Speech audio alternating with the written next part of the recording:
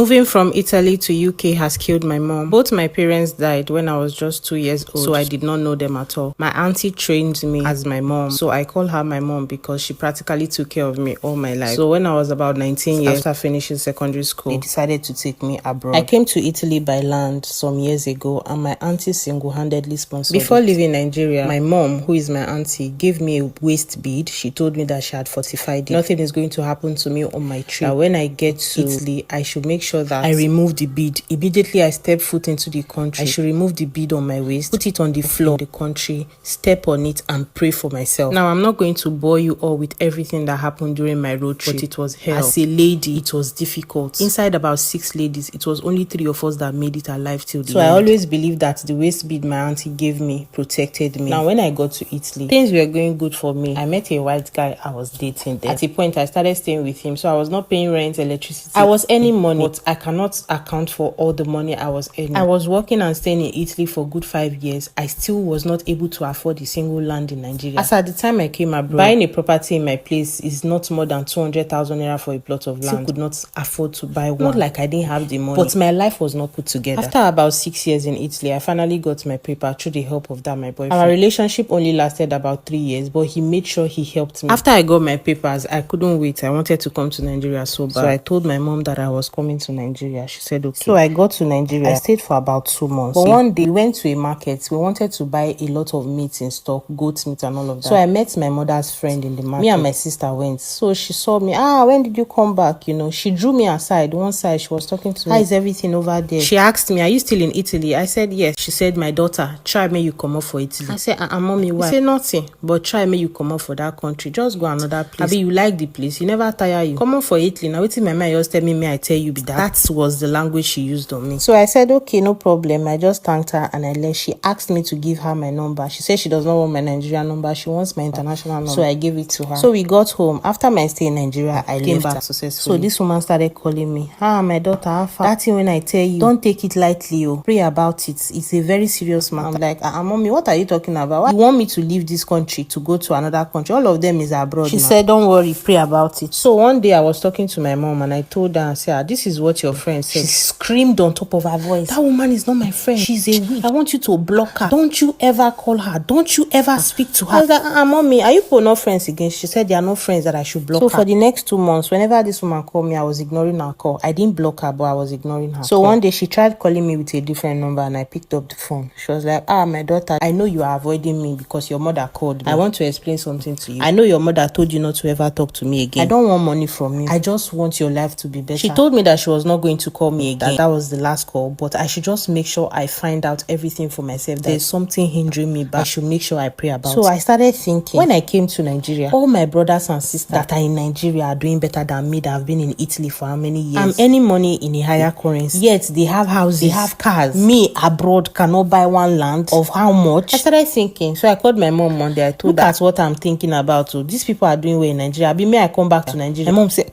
God forbid, I should throw away this Pita and say that why will I come to Nigeria? Is it because this and that one? She convinced me that it's just what is in my head. Since that woman told me that she was not going to call me again and she didn't call, my mind did not rest. I will call her, she will not pick my call. I was like, what is going on? So I started listening to Papa Oyedepo online all the time, every Sunday. I was praying. So I decided to come to Nigeria without telling anybody to attend Shiloh that particular year. So December came, I went straight to Shiloh ground. I didn't know what I wanted. I didn't know what I was praying against. I just knew that I was troubled. So on the second day of Shiloh, I wanted to go and buy food, and one man stopped me and he called me aside. He said, please, can I talk to you? I thought he wanted to beg me for money and all of that. And then he took me to one side. Before he said anything, he started praying.